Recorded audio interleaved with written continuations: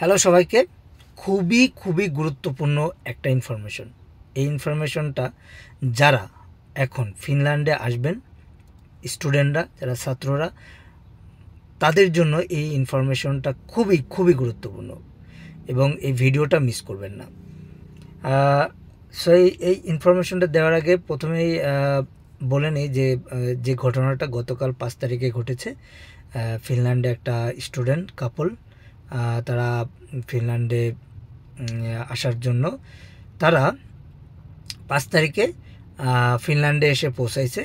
ফিনল্যান্ডে আসার পরে ইমিগ্রেশনে তারা তাদের কাগজপত্র জমা দিছে। নর্মালি যেটা হয় ইমিগ্রেশনে, প্লেন থেকে নামার পর আপনি যখন ইমিগ্রেশনে যাবেন আপনার ডকুমেন্ট জমা দেবেন।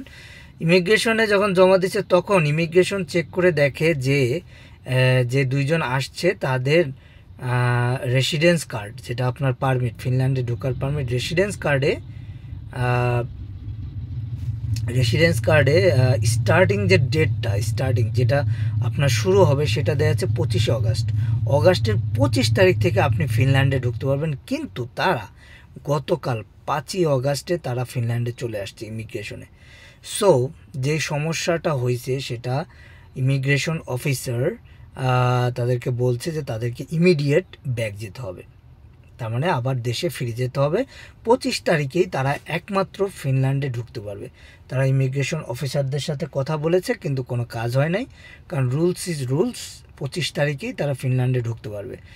সো কি একটা হ্যাসেল এর ভিতরে এই স্টুডেন্টটা পড়েছে, বা স্টুডেন্ট কাপলটা তারা পড়েছে, কারণ তাদেরকে বলা হয়েছে তারা যদি না যায় তাদেরকে ব্যান দেওয়া হবে ফিনল্যান্ডে বা ইউরোপিয়ান ইউনিয়নে, তাদেরকে ব্যান দেওয়া হবে। সো তাদেরকে ভলান্টারিলি চলে যেতে হবে।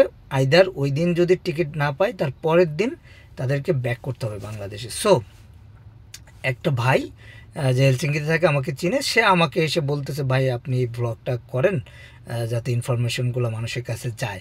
সো ইনফরমেশন কতটা গুরুত্বপূর্ণ দেখেন, একটা ছোট্ট ইনফরমেশনের আপনি জানেন না দেখে আপনার যে লসটা হলো। তারা যে টিকিট কেটে এসেছে দুইজন, তো তাদের দুইজনের অ্যাটলিস্ট 1 লাখ টাকা, তাদের দুইজনের অ্যাটলিস্ট 2 লাখ টাকা লাগছে।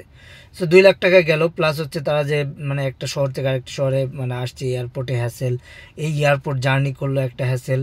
হ্যাঁ, তারপর হচ্ছে তারা যখন ইমিডিয়েট প্লেনের টিকিট কাটবে, I think it should be মানে একজনের জন্য 1500 ইউরো, মানে 1.5 লাখ থেকে 2 লাখ টাকা হবে। সো দুইজনের 4 লাখ। সো তাদের মোটামুটি 5 থেকে 7 লাখ টাকার মতো তারা একটা মানে লস হবে, প্লাস একটা মানসিক একটা হ্যাসেল, মানসিক একটা মানে স্ট্রেসের ভিতর দিয়ে তারা যে যাচ্ছে, এইটা একটা বিশাল বড় একটা বিষয়। সো আমি জানি না কিভাবে এটা হইলো। বাংলাদেশের এয়ারপোর্ট থেকে তারা খেয়াল করে নাই, এটা এয়ারপোর্টে চেক দেওয়া উচিত ছিল, আর হয়তো বুঝতে পারে নাই, মানে কিছু মানুষ আছে যারা আসলে এত কিছু বোঝে না। 2 নাম্বার হইলো যে টার্কিশ এয়ারলাইন্স এটা চেক করে নাই। কিভাবে টার্কিশ এয়ারলাইন্স তাদেরকে অ্যাকসেপ্ট করলো, যেহেতু তারা 25 তারিখে ঢুকবে, হয়তো ওই মেয়াদটা, স্টার্টিং ডেটটা খেয়াল করে না। সো এটা বিশাল একটা মিস্টেক। ওকে, সো আপনাদের জন্য যে ইনফরমেশনটা, যে আপনারা যে রেসিডেন্স কার্ডটা পাবেন, দেখবেন যে ওখানে স্টার্টিং একটা ডেট, এন্ডিং একটা ডেট। এই স্টার্টিং ডেট মানে হচ্ছে ফিনল্যান্ডে ঢোকার ডেট। ওই দিনের আগে একদিন বা এক মিনিট আগেও আপনি ফিনল্যান্ডে ইমিগ্রেশন ক্রস করতে পারবেন না। আপনি ফিনল্যান্ডে ইমিগ্রেশনে আসতে পারবেন, কিন্তু আপনি হয়তো 1-2 ঘন্টা যদি আগে চলে যান তাহলে আপনার এয়ারপোর্টে ওয়েট করতে হবে।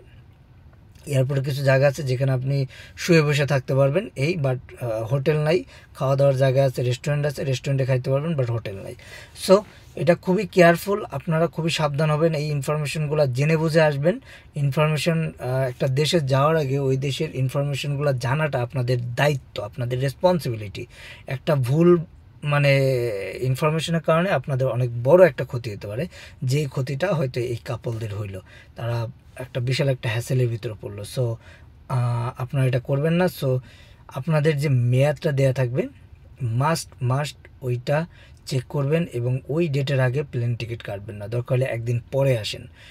যদি 25শে অগাস্ট হয় 26 তারিখে আসেন, 26শে অগাস্ট, বাট 25শে অগাস্ট আপনারা ঢুকতে পারবেন। সো যেই দিন আপনাদের স্টার্টিং ডেট থাকবে ওই দিনের আগে কখনোই আসবেন না। অনেকে এটা জিজ্ঞাসা করে আমাকে, আপনাদেরকে ক্লিয়ার জানাই দিচ্ছি, don't do that. So guys, আশা করি এই ইনফরমেশনটা আপনাদের মাথায় থাকবে। হ্যাঁ, ধন্যবাদ সবাইকে, ভালো থাকবেন, take care and bye by.